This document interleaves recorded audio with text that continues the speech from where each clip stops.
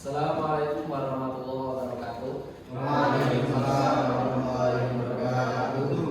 Alhamdulillah kita dapat berjumpa kembali dalam keadaan sehat. Ada yang kurang baik badannya, ada yang izin hari ini karena masih musim hujan ini selama beberapa hari yang lalu. Sehat ya? Alhamdulillah. Alhamdulillah. Baik. Pada kesempatan kali ini materinya sebenarnya adalah tentang latar belakang masalah, kemudian rumusan masalah, kemudian tujuan dari penelitian. Tapi mengingat pembelajaran yang sudah kita lakukan kemarin minggu yang lalu bahwasanya tentang apa? Judul penelitian, di mana kemarin masih ingat harus berapa kata judul penelitian itu, proposal penelitian itu yang bagus di bawah 15 kata. Betul sekali, bagus. Baik, sebelum saya mulai untuk pembelajaran hari ini, sebaiknya kita membaca umur kita dalam hati sehingga pembahasan kita hari ini dapat berjalan lancar dan baik. Kita baca Al-Fatihah.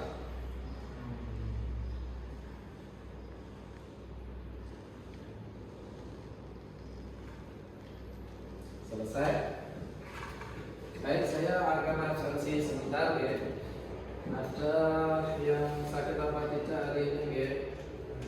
Ada Eka Yulian Sip, ada Ika Nurani, ada Islami Wahidati, ada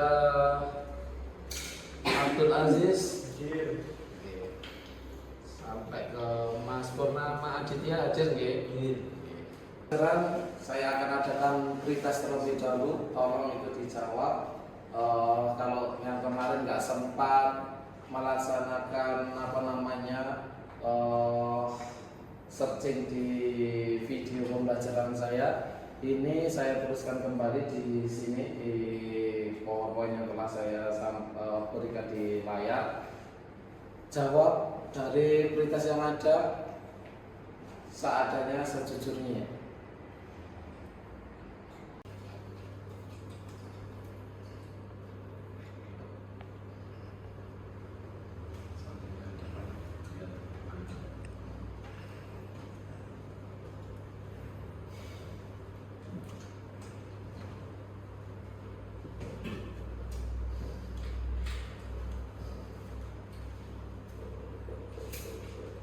Nah, saya akan tampilkan di PowerPoint saya. Nah, ada roadmap masalah penelitian. Roadmap masalah penelitian itu gimana kalau kita mencari rumusan masalah. Sebelum rumusan masalah, kalian harus mencari latar belakangnya, konteksnya, pendahuluannya sesuai dengan penelitian kalian. Jadi rumusan masalah didapat dari latar belakang masalah ketika kalian sudah mengetahui, memahami ternyata variabel penelitian dengan judul penelitian saya seperti ini adalah kasusnya seperti ini. Teori-teori pendidikan itu tidak melulu benar. Hipotesis tidak harus selalu benar. Hipotesis kita buat lebih awal kan. Hipotesis itu kira-kira kalau hipotesis itu kita menentukan jawaban atau hasil penelitiannya itu adalah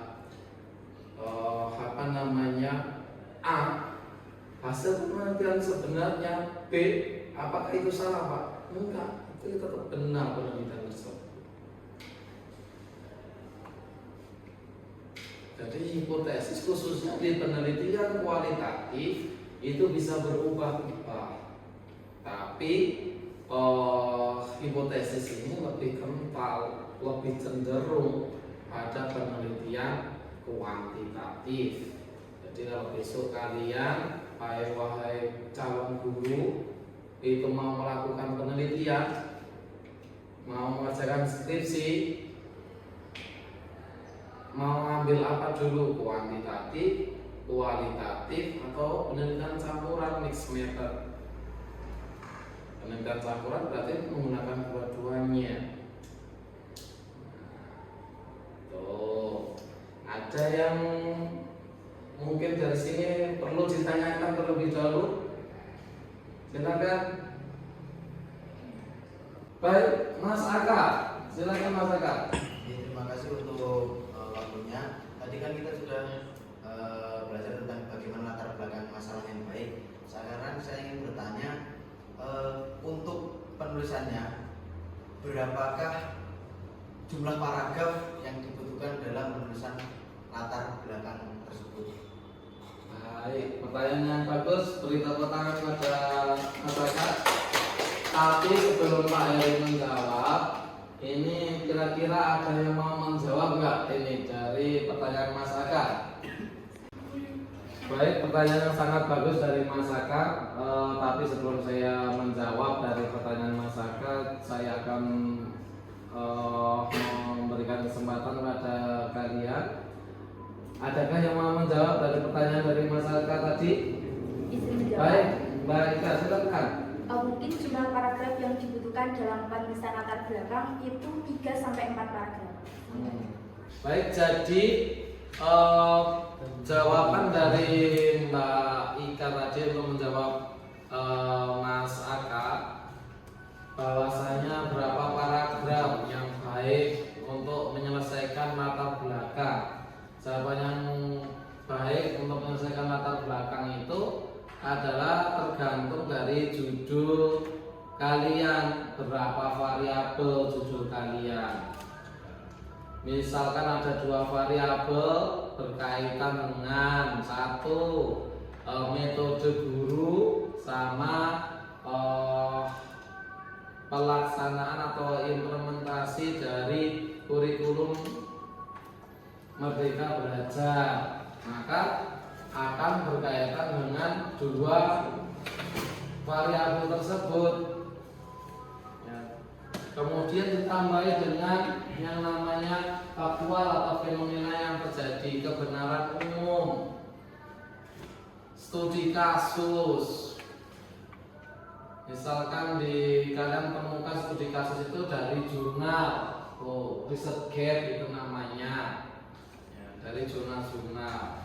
Misalkan dari teori, para pakar mengatakan berbagai macam itu disandingkan, kemudian dimixkan. Ya tergantung makalah ya. Kalau karya ilmiah makalah sekitar 2-3 halaman. Kalau skripsi atau proposal penelitian biasanya ya 6-7 halaman, tergantung variabel penelitian yang kalian tentukan. Baik, sebelum saya melanjutkan materi saya, sepertinya ini perlu ice breaking nih. Ini sudah pada keju ini kakinya, ya kan? Oke, kita akan melaksanakan ice breaking, tapi saya bagi kelompok, ya kelompok putri sama kelompok putra. Nah, ini coba switch dulu, coba switch, berdiri dulu di sini. Berdiri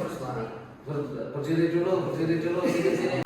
Coba switch yang kalah duluan, ya. Sebentar toh, yang kalah duluan ya. Jadi tidak boleh curang, melambat. Nggak boleh melambat, harus bareng sulitnya. Yuk, 1, 2, 3. Dengarkan, baiklah. 1, 2, 3. 1, 2, 3. Sikat. Oke, berarti yang cowok duluan. Oke, yang cowok berdiri saja di situ di atas apa namanya? Di atas lantai tempat duduk kalian. Ya, kita mulai yang cowok. Silakan berikan yel-yel yang sangat kompak ya, agar ini nanti siapa pemenangnya antara yang cowok atau cewek. Yuk, mulai. Siapa kita? PAI 2024. PAI 2024. Jaya, jaya, jaya.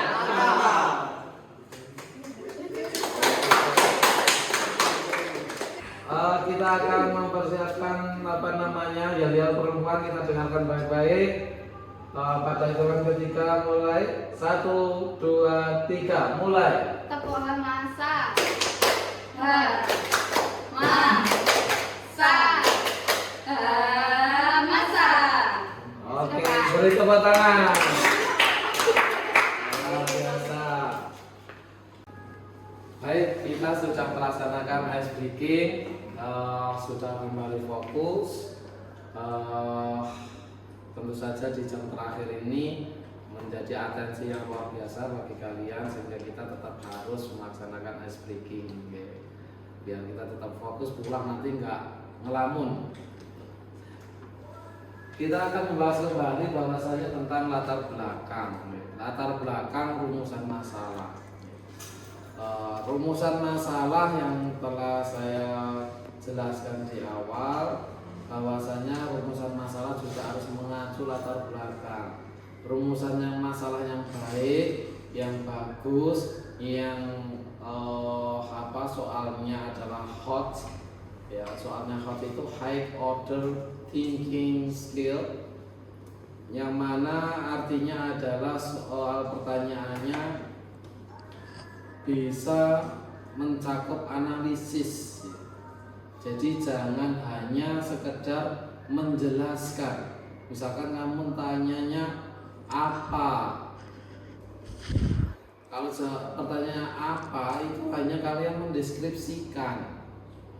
Kalau pertanyaan kalian adalah bagaimana, mengapa, maka itu akan menjadi panjang atau kajiannya lebih mendalam. Jadi di makalah kalian, di besok karya ilmiah kalian di skripsi, jangan gunakan apa untuk bertanya di rumusan masalah. Ya, misalkan apa saja kelebihan dan kekurangan menggunakan metode demonstrasi, misalkan.